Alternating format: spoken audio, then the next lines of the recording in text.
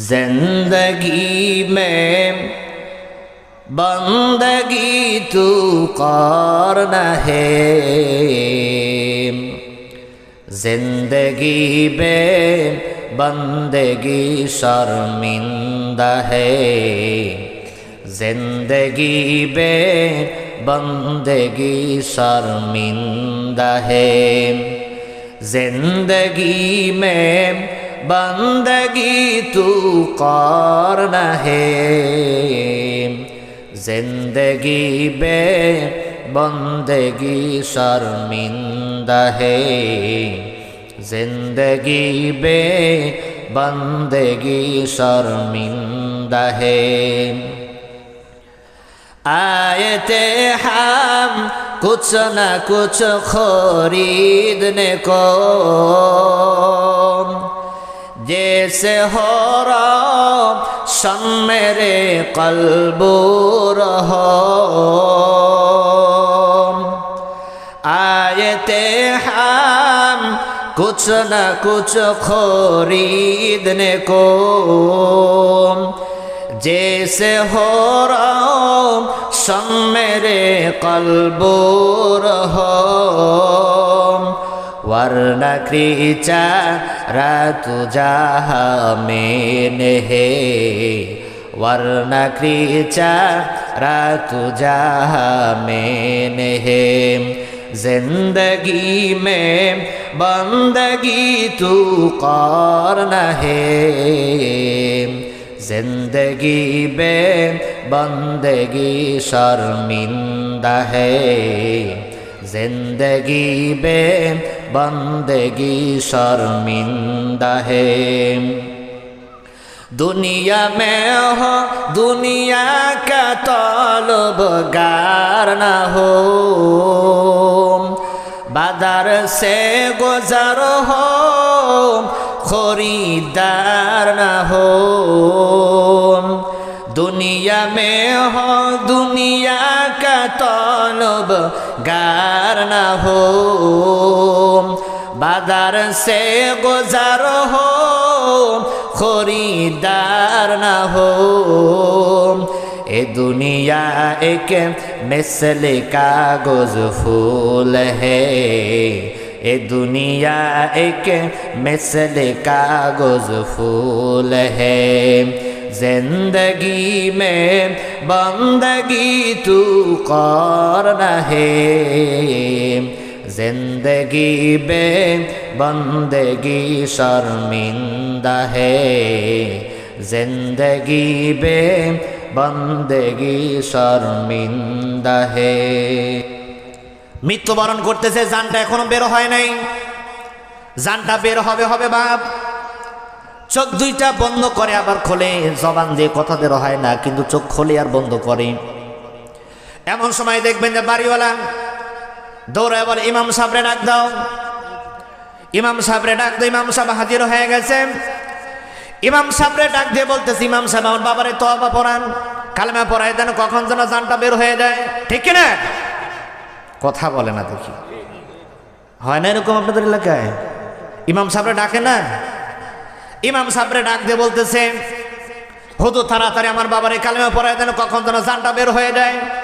ইমাম সাহেব কানের করে আস্তে আস্তে গুজব কালেমা পড়েন, লা ইলাহা ইল্লাল্লাহু মুহাম্মাদুর রাসূলুল্লাহ। বেচারা তো কথা বের হয় না, চোখ দিয়ে খালি পানি বের করে। তার শত্রুকে দেখার পরও পানি বের করে, বন্ধু কাছে গেলেও পানি বের করে, কথা বের হয় না। সবাই বলে, আরে মানুষটা কি যন্ত্রণা পাইতেছে, না জানি শেষ সময় কি কথা বলার জন্য এরকম চোখ দিয়ে পানি বের করে। যদি কথা বলতে পারতো, না জানি কোন কথা বলতো, আমাদের কোন কথা শোনাইতো, কিন্তু বেচারার মুখ দিয়ে তো কথা বের হয় না। এই জন্য ভাইরা আমার, ইমাম সাহেবরা যখন ডাকা হয়, ইমাম সাহেব কালেমা পড়ে, কিন্তু কালেমা বের হয় না। আমার আল্লাহ তাআলা বলে, ওই নাফরমান ব্যক্তির জবানে কালেমা বের হবে না। মৃত্যুর সময় যতই আমরা হুজুর ডেকে যতই বলি না কেন যে হুজুর কালেমা পড়ান, কালেমা যতই পড়ুক না কেন কালেমা বের হবে না। সারা জীবন আমি নাফরমানি করেছি, নামাজ পড়ি নাই, রোজা রাখি নাই, ঘুষ খেয়েছি, সুদ খেয়েছি, আল্লাহর জমিনে থেকে আল্লাহর নিয়ামত খাওয়ার পরে আল্লাহর নাফরমানি করেছে আর মৃত্যুর সময় কালেমা নসিব হবে আর আল্লাহর জান্নাতে যাবেন, এতটা সহজ না।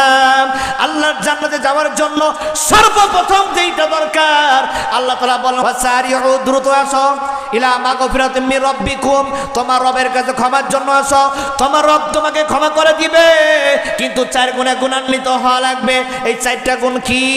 আমার আল্লাহ তাআলা আয়াতের মধ্যে বলেন ওয়া ইন্নী লাগাফফারুল লিমান তাবা, বলেন সুবহানাল্লাহ। আল্লাহ রাব্বুল আলামিন কোরআনুল কারীমের মধ্যে বলেন আমি 4 গুণে গুণান্বিত মানুষদেরকে মাফ করে দেব। ওয়া ইন্নী লাগাফফারুল লিমান তাবা, 1 নাম্বার হলো তোমাকে তওবা করা লাগবে। 1 নাম্বার তোমাকে তওবা করা লাগবে। এখন তওবা করা বলতে আমরা কি বুঝি? তওবা করা বলতে আমরা বুঝি হুজুর যখন বলবে তওবা করো তখন পড়ে নেব আস্তাগফিরুল্লাহ।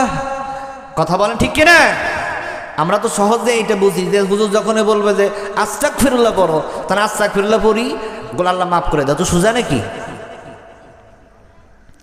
আল্লাহ তাআলা বলেন এমন তওবা করা লাগবে, এমন তওবা যেই তওবা করার পরে আমার জীবনের কোনো গুনাহ আমার হবে না।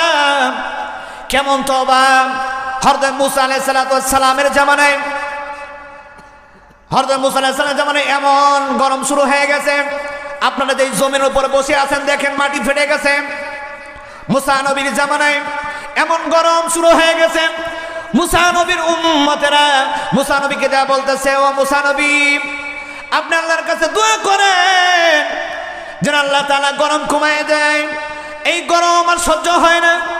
মুসা নবী তার উম্মতদেরকে নিয়ে এরকম নামাজের দাঁড়ায় গেল। নামাজ আদায় করার পরে 2 কানা হাত তুলে বলতেছে ও আল্লাহ গরম আর সহ্য হয় না, গরম আর সহ্য হয় না, আল্লাহ তুমি গরম কমায় দাও। আল্লাহ দোয়া কবুল করে না। মুসা নবী আল্লাহর কাছে রাগ করে বলেন আল্লাহ তুমি দোয়া কেন কবুল করো না? এই দুনিয়ার জমিনে যত পয়গম্বর এসেছে তার মধ্যে অন্যতম পয়গম্বর মুসা, যার এমন রাগ ছিল, এত রাগ ছিল, এত রাগান্বিত নবী ছিল।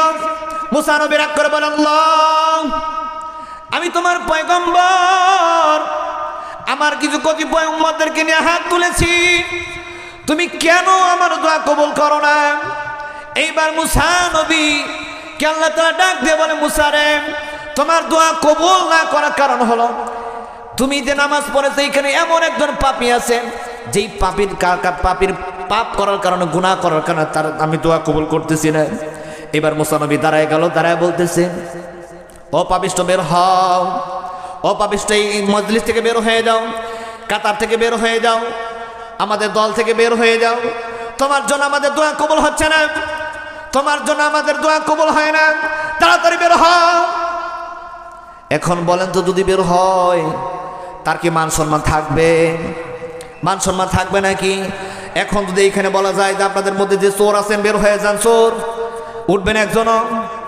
যদি বলা হয় যে ডাকাত কে আছেন বের হয়ে যান, সুদ খায় কে কে বের হয়ে যান, নামাজ পড়ে না কে কে বের হয়ে যান, ঘুষ খায় কে কে বের হয়ে যান, সুদ খায় কে কে বের হয়ে যান, আল্লাহ নাফরমান বান্দারা উঠায় যান, বের হবেন কেউ? কারণ কি?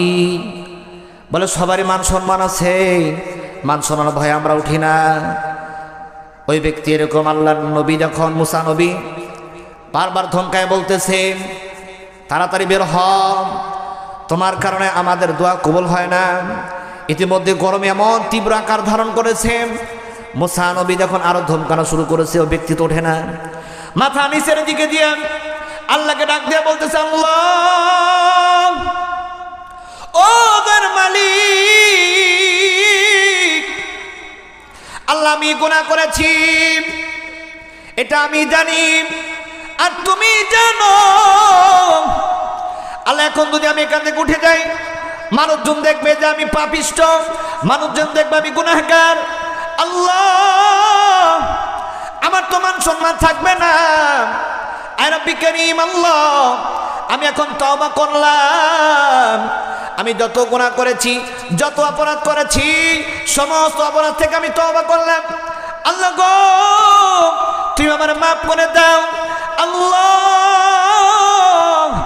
তুমি যদি আমাকে মাফ না করো আমি কার কাছে গিয়ে মাফ চাইব?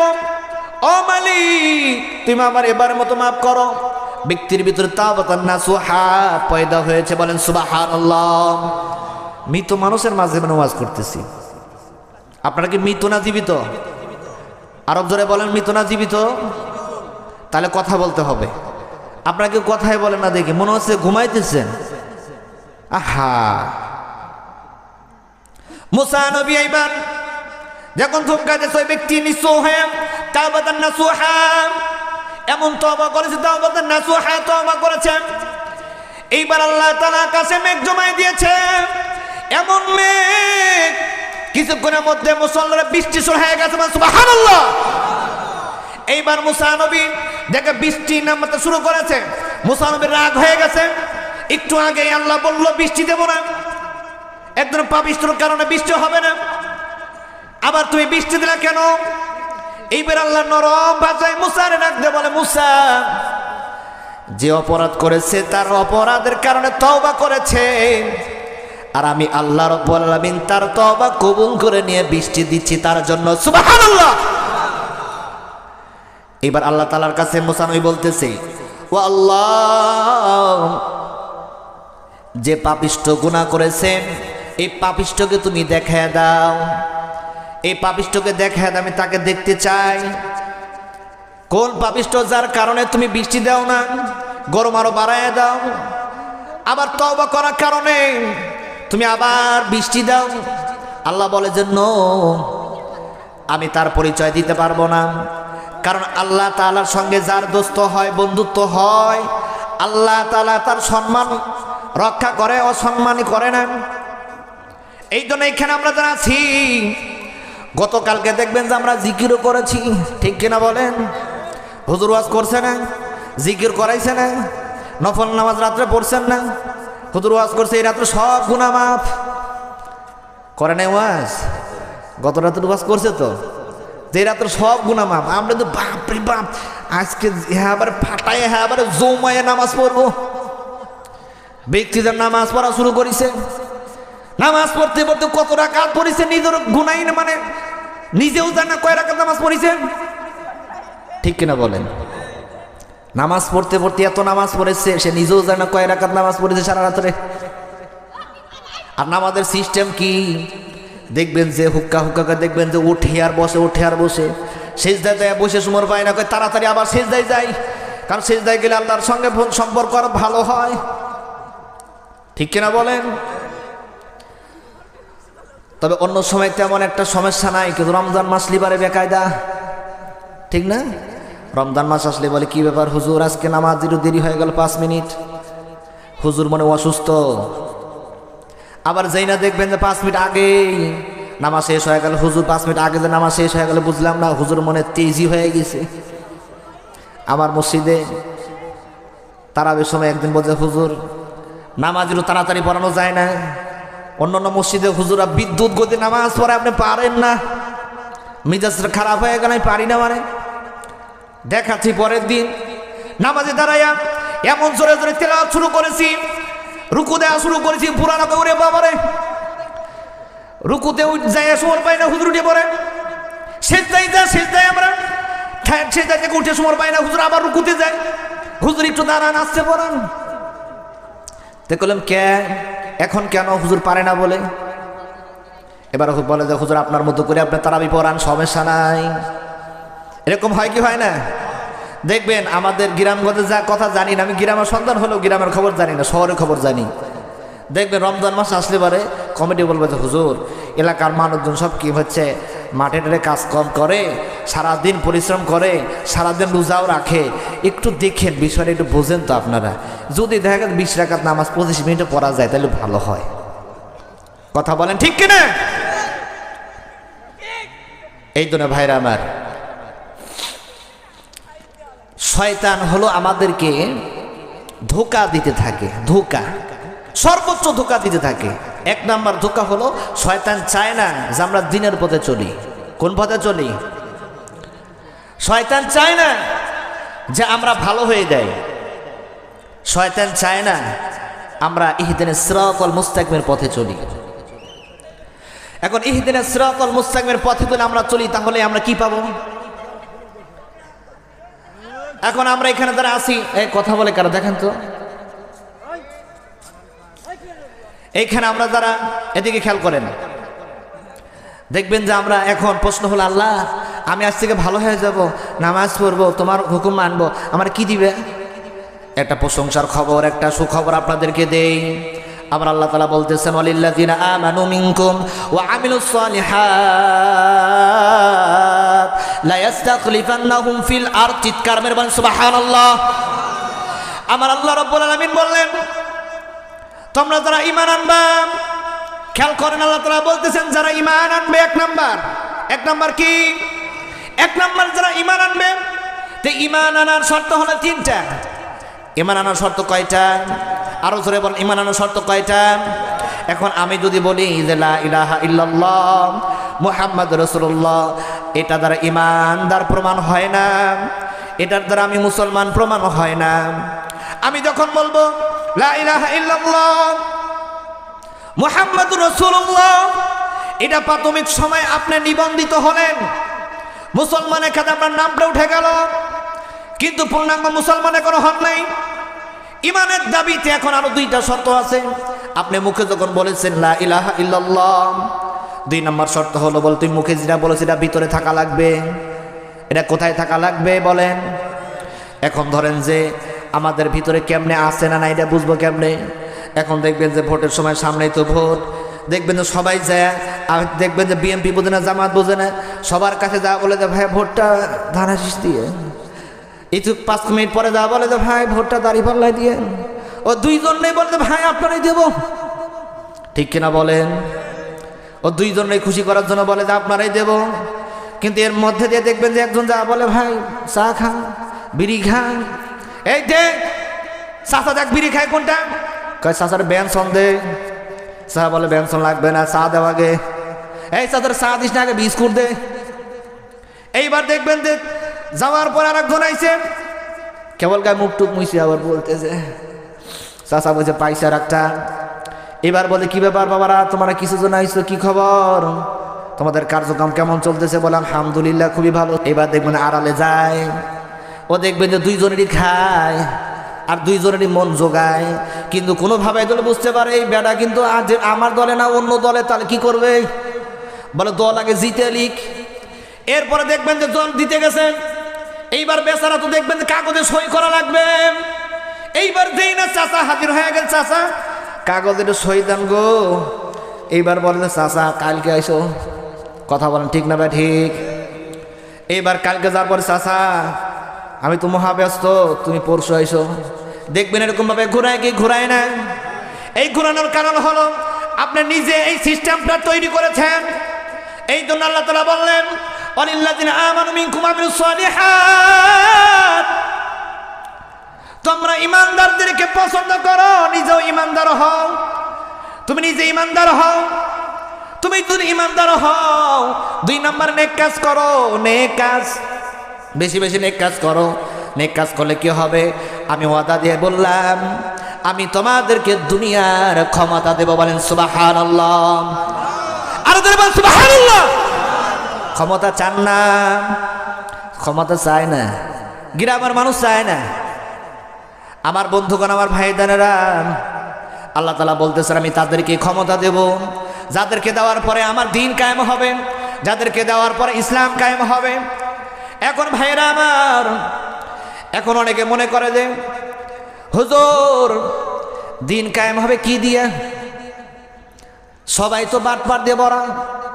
দেখবেন যে একদল নামাজ নেয়, রোজা নেয়, গায়ের মধ্যে পাঞ্জাবি পরে, মাথায় টুপি দিয়ে, জীবনে যে মানুষ পাঞ্জাবি পরে না, টুপি মাথায় দেয় না, ওই মানুষও দেখবেন যে পাঞ্জাবি পরে টুপি মাথায় দিয়া, দেখবেন যেখানে পাবে বুকে জড়ায় নেয়, ময়লা দেখে না, কেদা দেখে না, বুকের মধ্যে জড়ায় নেয়। কিসের জন্য? ভালোবাসার জন্য, ঠিক কিনা বলেন?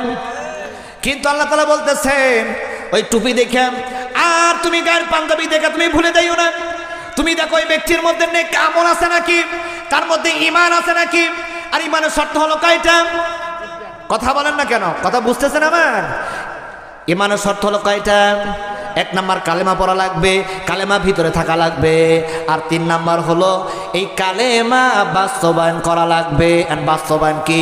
বাস্তবায়ন নামাজ পড়া লাগবে, রোজা রাখা লাগবে, হজ করা লাগবে, যাকাত দিতে হবে, রমজান মাসে ভালো ভালো কাজ করা লাগবে, দান সদকা করা লাগবে, মিথ্যা বলা যাবে না, খারাপ দেখা যাবে না, খারাপ শোনা যাবে না, নেক কাজ করা লাগবে।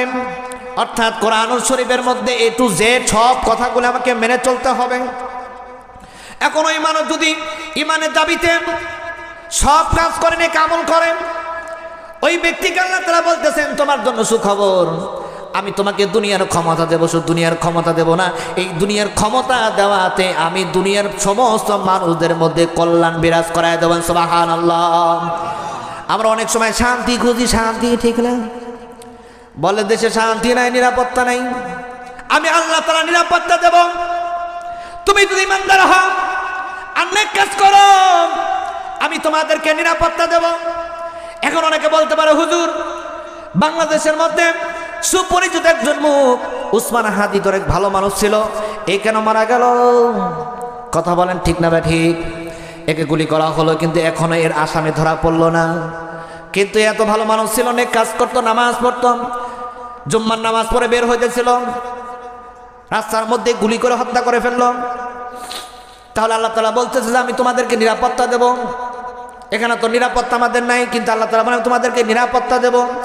কিন্তু এইখানে একটা মেসেজ যে আল্লাহ তাআলা একজন নয়, একজন দ্বারা হাজার হাজার মানুষকে তৈরি করবে।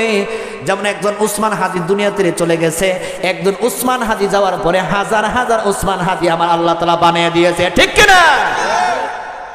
আজকে উসমান হাদির জায়গায় হাজার হাজার উসমান হাদি দাঁড়ায় গেছে। যারা মনে করেছিল উসমান হাদিকে মেরে দিলে পরে সব শেষ, এখন দেখা গেছে সর্বনাশ হয়ে গেছে। এক উসমান হাদিকে মরার পরে হাজার হাজার উসমান হাদি মাথা চাড়া দিয়েছে। এখন এদেরকে এখন কি করব? এদেরকে দমায় রাখা যায় না, যার কারণে নিজের এখন দমায় গেছে। এখন কি করা যায়? এখন চিন্তা করলো আমাদেরকে ভালো হওয়া লাগবে। এখন ভালো হওয়ার জন্য কি করছে? মাথায় টুপি লাগাইছে, গায়ে পাঞ্জাবি পরেছে, মানুষের দরবার দরবার হাজির হচ্ছে। এই জন্য মুসলমান তোমাদেরকে বলে যাই, তুমি যতই খারাপ কাজ করো না কেন, যদি একবার দুই বল আল্লাহ আমি তোমার কাছে ক্ষমা চাই, আল্লাহ তোমাকে মাফ করে দাও।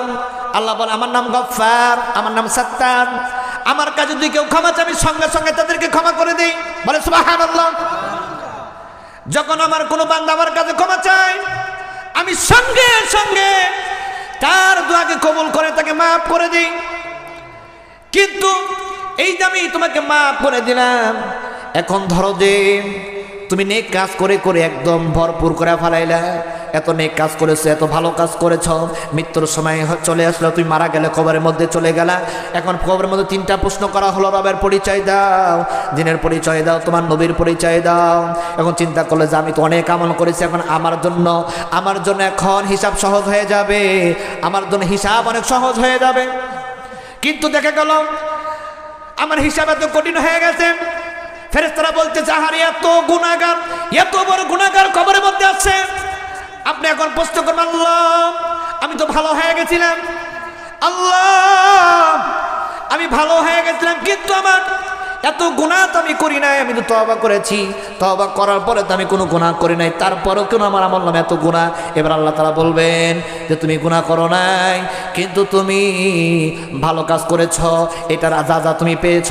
কিন্তু তুমি যখন তোমার কাছে একজন এসেছিল যে তুমি ভোটটা ভাই দিও, তুমি সিলটা মেরেছ, ওই ব্যক্তিরা চাউল চুরি করছে, ডাল চুরি করছে, তেল চুরি করছে, যা চুরি করেছে সব কিছু গুনাহ সে একা পায় নাই, এর অর্ধেক গুনাহ তোমার আমল নামায় চলে এসেছে, ঠিক কিনা? বলে অসহায় মানুষের যা মারবে সব গুনাহগার তোমারও হওয়া লাগবে। এই জন্য আল্লাহ তাআলা বলছেন কুনু মা সাদিকিন, যারা সত্যবাদী, সাদিকিন, ভালো মানুষ, ইমানদার, মুত্তাকি, তাদের সঙ্গে চলতে হবে, তাদের সঙ্গে উঠতে হবে, বসতে হবে। কিন্তু আমাদের বন্ধু কারা? দেখা গেছে যার একটু ক্ষমতা আছে, ফোন দেয়া মাত্র দেখবেন যে মোটর সাইকেল নিয়ে 10 জন হাজির। চিন্তা করে এর যদি জুতা টানতে পারি তাও দুনিয়াতে লাভ আছে। কথা বলেন ঠিক না বা ঠিক? ও মনে করে দুনিয়ার জমিনে এইটা করলে পরে আমার লাভ আছে না? আল্লাহ রাব্বুল আলামিন বললেন এই দুনিয়ার জমিনে তুমি যেইটা চাও সব আমি দিয়ে দেব। এই ঘোষণা আল্লাহ তাআলা বললেন যে তুমি বেশি বেশি বেশি বেশি নেক আমল করো। তুমি বেশি বেশি নেক আমল করলে আল্লাহ তাআলা তোমাকে দুনিয়ার ক্ষমতা দিবেন। এখন আমরা সবাই যদি বেশি বেশি নেক আমল করি তাহলে দেখবেন যে ভালো মন্দের তফাৎ কিন্তু আপনি বুঝতে পারবেন, ঠিক কিনা?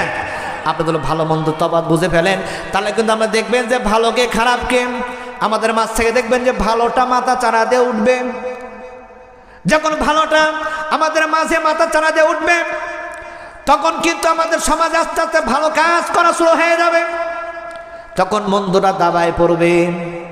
তখন আমরা যত ভালো কাজ করতে থাকবো, আমরা যত ভালো কাজ করতে থাকবো তখন আমাদের পরিবারের মধ্যে, নিজের মধ্যে, সমাজের মধ্যে পরিবর্তন আসবে। গুনাহ করার সুযোগ আমাদের মধ্যে আসবে না। এই জন্য ভাইরা আমার, আল্লাহ তাআলা বলতেছেন ইয়া আইয়ুহাল্লাযিনা আমানুত্তাকুল্লাহ হাক্কা তুকাতিহি ওয়ালা তামুতুন্না ইল্লা ওয়া আনতুম মুসলিমুন। বলেন সুবহানাল্লাহ। আল্লাহ তাআলা বলতেছেন, ইমানদারদেরকে ডাক দিতেছেন, ডাক দিয়ে বলতেছেন ইমানদারেরা আল্লাহকে ভয় করো, ভয় করার মতো ভয় করো। কেমন ভয় করো? ইতিপূর্বে মুসা নবীর ঘটনা শোনাইছে না? কেমন ভয় করা লাগবে, কেমনে মাপ চাওয়া লাগবে, এমন ভয় করা লাগবে।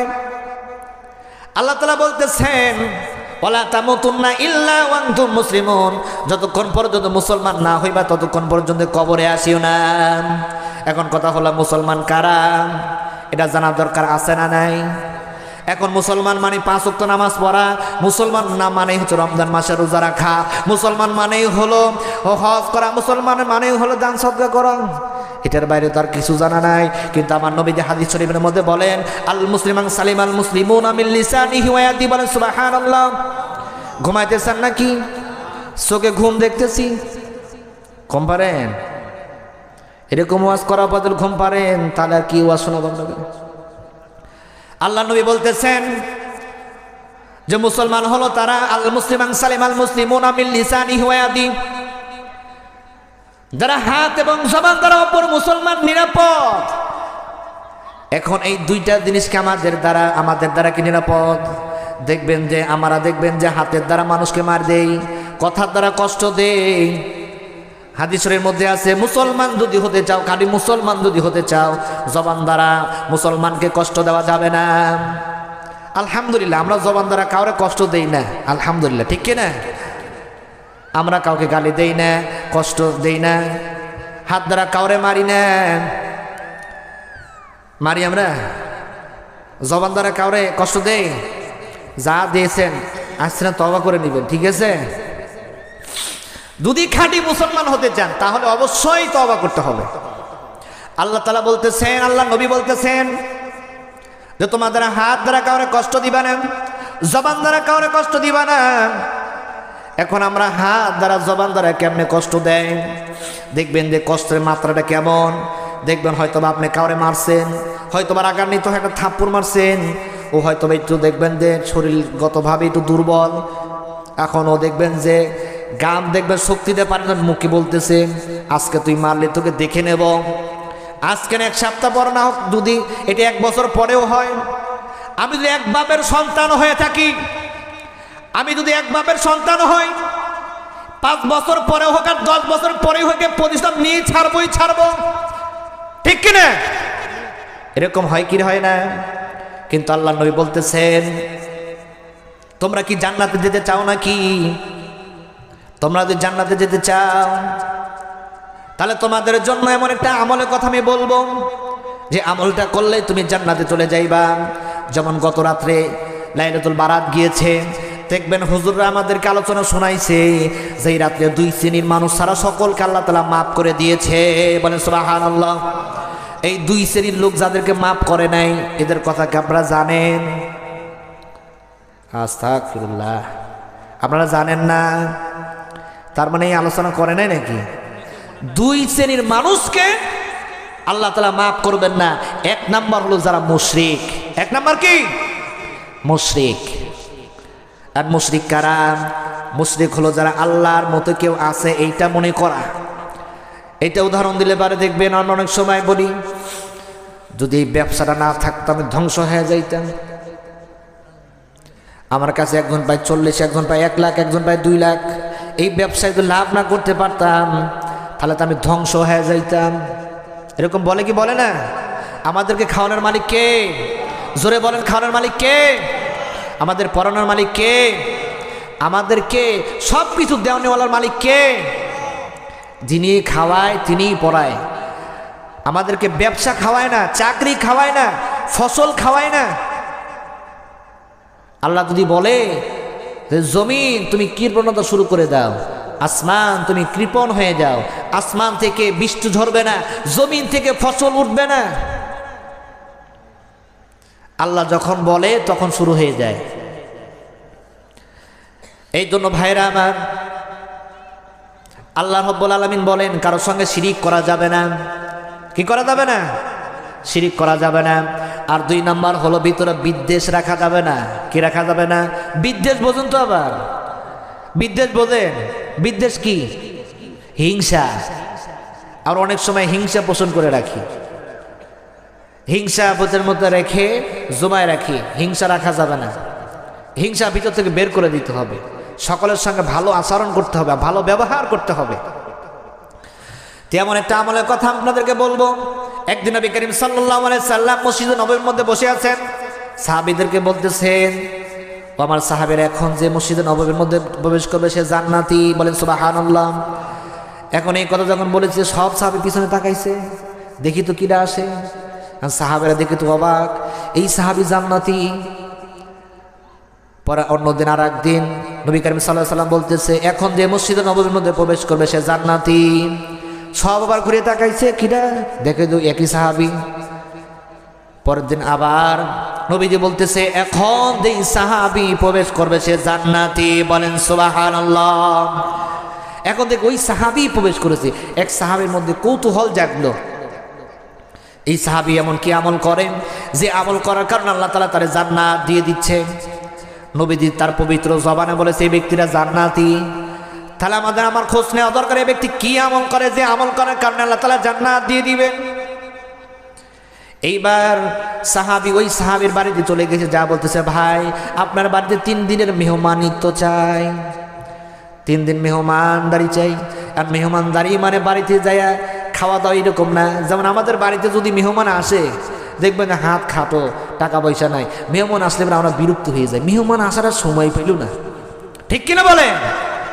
মেহমান আসলে বিরক্ত হই, যে মেহমান আসার হলো জায়গা পাইল না, বিরক্ত। হ্যাঁ, আপনি এমন আচরণ করে অনেক সময় মেহমান রাগ করে কয়ে যায়, না ভাই আমার বাড়ির মেলা কাজ আছে, এর মধ্যে আইসিলাম কাজে এই জন্য বারেবার উঠেছিলাম। এরকম হয় কি হয় না? কিন্তু আল্লাহ তাআলা বলেন, আমি যাকে বেশি ভালোবাসি আর ঘরের মধ্যে আমি মেহমান পাঠায়া দেই। সুবহানাল্লাহ। যখন আল্লাহ তাআলা দেখবেন খুব খারাপ অবস্থা, একবারে দেখবেন হাতে টাকা পয়সা নাই কিন্তু মেহমান বাড়িতে এসে হাজির হয়ে গেছে, বুঝবেন যে আপনার দ্বারা এমন এক আমল আপনি করে ফেলেছেন যেটা আপনি নিজেও জানেন না, যেটা আল্লাহর কাছে অনেক প্রিয় হয়ে গেছে, যার কারণে আল্লাহ খুশি হইয়া আপনার বাড়িতে মেহমান পাঠায়া দিয়েছে। সুবহানাল্লাহ। এইবার মেহমান হাজির হয়ে গেছে সাহাবীর বাড়িতে, বলছে ভাই আপনার বাড়িতে 3 দিন থাকতে চাই। এইবার 3 দিন থাকার জন্য বাড়িতে রয়েছে। এইবার সাহাবী বাড়ির মধ্যে রাত্রেবেলা ঈশা নামাজ পড়ে সাহাবী বিছানায় গিয়ে ঘুমায় পড়ছে। আর যেই সাহাবী মেহমানদারির জন্য গেছে সাহাবী ঘুমায় না, সারা রাত কান পায়ে থাকে, কি এমন করে দেখি, কথা বলছেন নেই, সারা রাত জেগে থেকে দেখে বেড়াতো নাক ডেকে ঘুমায়। চিন্তা করলো হয়তো বা শরীরটাও অসুস্থ, কারণ একজন ইমানদার যে গুরুত্বপূর্ণ তার জীবনে যে আমলটাকে বেছে নেয়, গুরুত্বপূর্ণ আমল সে কখনো 3 দিনের বেশি ছাড়ে না। হয়তোবা ব্যক্তিটার অসুস্থ আছে যার কারণে এই আমলটা ছেড়ে দিয়েছেন, আজকের জন্য এটা বন্ধ রেখেছে, কালকে হয়তোবা এটা সে করবে। এবার পরের দিন ঈশার নামাজ 2 জন একসঙ্গে আদায় করেন। বাড়িতে আসার পর একসঙ্গে যখন ঘরের মধ্যে ঢুকলাম, যার পর ওই ব্যক্তিরা সুন্দর করে বিছানা পেরে বিছানায় গিয়ে ঘুমায় পড়লো। এবার ওই ব্যক্তি তো ঘুমায় না, সারা রাত জেগে জেগে দেখতেছে ওই ব্যক্তিরা কি করে, দেখে নাক ডেকে ঘুমাইতেছে। পরের দিন আবার একসঙ্গে সারা নামাজ আদায় করে আবার বাড়িতে আসলো। আসার পরে এরকম দেখতেছে ঘরের মধ্যে এরকম শুয়ে পড়লো, সে কান পেতে শুনতেছে যে কি আমল করে। দেখে সারা রাত খালি নাক দেখে ঘুমায়, কোনো আমল করে না। পরের দিন কোনো উপায় না পাইয়া বলতেছে, ভাই একটা কথা বলতে চাই। বলে কি কথা? নবীজি একাধারে 3 দিন আপনার সম্পর্কে বলেছে যে এখন যেই ব্যক্তি মসজিদে নববীর মধ্যে প্রবেশ করতেছে ওই ব্যক্তিরা জান্নাতি, আর নবীজির পবিত্র জবানে যেটা বলে সেইটা মিথ্যা না। সুবহানাল্লাহ। এই জন্য তোমার জীবনে এমন কোন আমল করা যে আমল করার কারণে নবীজি বলতে বাধ্য হয়েছে তুমি জান্নাতি। তা আমরা এই দুনিয়ার জমিনে জান্নাতি হতে চাই, এমন সার্টিফিকেট চাই কি চাই না? আমরা চাই কি চাই না? আমরা সকলে জান্নাতে যেতে চাই কি চাই না? কারা কারা যাবেন না হাত তুলে দেখান। কথা বোঝে নাই। কারা কারা জান্নাতে যেতে চান হাত তুলে দেখান। কারা কারা জান্নাতে যেতে চান বলে লিল্লাহি তাকবীর। আল্লাহ সকলকে জান্নাত দিবে, কবুল করে বলে আমিন। তো গভীর মনোযোগ দিয়ে শুনবেন। এইবার সাহাবী সকালবেলায় বলতেছেন, ভাই তোমার কাছে একটা কথা জানতে চাই, তোমার জীবনে এমন কি আমল করো যেই আমল করার কারণে আল্লাহ রাব্বুল আলামিন আল্লাহর নবী বলতে বাধ্য হয়েছে তুমি জান্নাতি। এইবার সাহাবী বলতেছেন যে আমার জীবনে তেমন কোনো আমল নাই, কিন্তু একটা আমল আমি করি যে আমলটা জীবনে ছাড়ি নাই। বলেন সুবহানাল্লাহ। তা আমি যে আমলটার কথা বলবো আপনারা করবেন তো ইনশাআল্লাহ? বলেন ইনশাআল্লাহ। আল্লাহ তুমি সবাইরে করা তৌফিক দান করছো, মানে আমিন।